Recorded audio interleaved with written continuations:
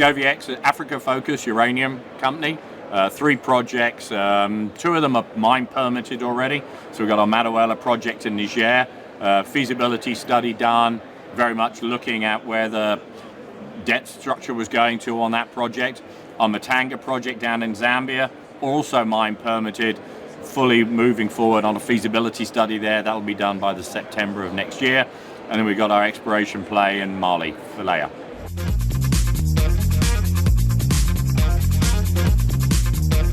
Yeah, I mean, look, ESG is not something new in mining. We've been doing it for a very long time. And that's really when we started to move across from being an exploration company to a development company. You got to put in your health and safety system. Through a development company, you got to deal with your community. So this is actually formalizing that whole process. And that's really what this is about. Also, as a uranium company, a lot of the European off-takers do an ESG audit of you, and they won't actually buy from you until you've done that. So it is really about putting together a company and a philosophy and a process and procedure to run a successful company. And that's really what ESG is about. It's not about whether the funds buy you because you don't produce any carbon footprints. It's running a safe, environmentally sensitive, socially sensitive project. Now, Onion, which is what we use, provides all of those. We report to all of the major standards on that one. It's our second time around, and it's really allowing us to portray where we are and where our steps are going forward. We're an explorer, so a lot of things are going to change as we go to being a producer, but first step forward. Oh, absolutely. I mean, Niger, we've been there since 2007. Had a great time operating there, really good skill sets there. We'd moved that project all the way through from grassroots to feasibility study finish, ready to go. Unfortunately, with the recent coup from July the 26th and ECOWAS's response, the sanctions have pretty well shut the country down. So all of the borders are shut. The banking system is also under sanction. So we'd moved a long way forward on our debt financing. We kind of received our last LOI. We're still engaged with the government departments moving forward on other permits that we need for producing mine. But unfortunately, with the sanctions, we can't move anything in or out. So that's got to change. There is an ECOWAS meeting on the December the 8th. We'll see what happens out of that and whether that moves forward. But in the meantime, because we had a permitted project sitting down in Zambia, we've just kicked into that and moved it forward. Zambia, under the new government, very much looking at commercial investment in mining, looking at expanding the mining industry a lot, looking for tripling copper. They're doing a lot of work on logistics, border crossings and things like that, expanding power and expanding education. These are all really important things for a mining company, so a great environment. So August next year, we should have our feasibility study finished. We'll then be looking at financing that project.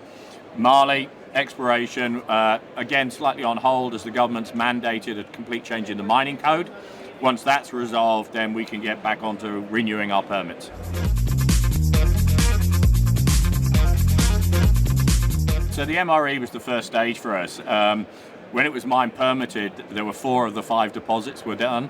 The Dibwe East deposit was not there. Dibwe East is now 50% of the total resource. So we needed to infill drill it. So what was interesting with that infill drilling program is we actually got 18% more ore in total, and we got a massive switch around from 25% in M&I to 75% in M&I. Also an exposure for more drilling. So we've just done more drilling this year. It's not part of that MRE, but it's more infill drilling of the 18 million pounds of inferred that's still sitting there to go forward. So that project now is really just about engineering detail to get it through to the last step. The whole permit has not been explored, and we have a permit to the south of us called Kariba Valley that's not been explored at all yet, but well, other than a couple of diamond drill holes that say there's uranium there. So that could go a lot bigger.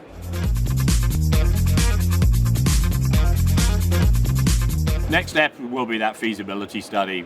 Big step is that feasibility study, and once that's in play, then obviously we will go and finance it. What is interesting, I think, is when we were doing the debt financing review for Niger, we had a lot of interest from the banks into the SADC region, but SADC can't always come up into West Africa. So given that where Zambia is situated, probably we'll see a lot more interest, and particularly with the uranium market, where it was when we were doing debt looking for Madaouela was a $50 uranium price. We're now at an $80 uranium price.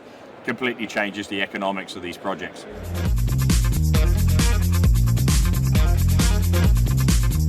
no surprise in the direction. I think what's been more surprising has been the rate of change more recently. I mean, the fundamentals have been looking great for this industry for a long time. You've got I think what I read today, 167 million pounds has come out of inventory in the last 3 years because of undersupply coming into the market. I gave a presentation recently. You look at the massive underinvestment in exploration in our industry. Between now and 2040, by the time you get to 2040, only 20% of uranium will come from existing mines. The other 80%, we have to build mines and find new projects to fill that gap. Just shows you where our problem is going to in this industry. And it's not the only industry with that problem. We've got massive underinvestment, therefore prices have got to get higher to incentivize people into the industry. And projects like ours, it will definitely leverage, and it's ready for now. You know, we'll have it up and going in a couple of years. Niger, maybe quicker.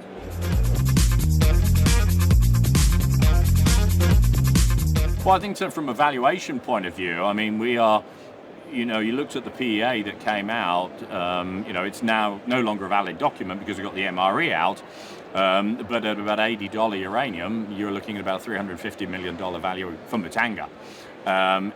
So clearly we are not even fully valued for the Muntanga asset, and you've got that relift coming back when we get Niger come back online, because Niger will get resolved, and that project can get back into its pipeline of going forward. So great market, great projects, really not the value coming through to GoviEx yet.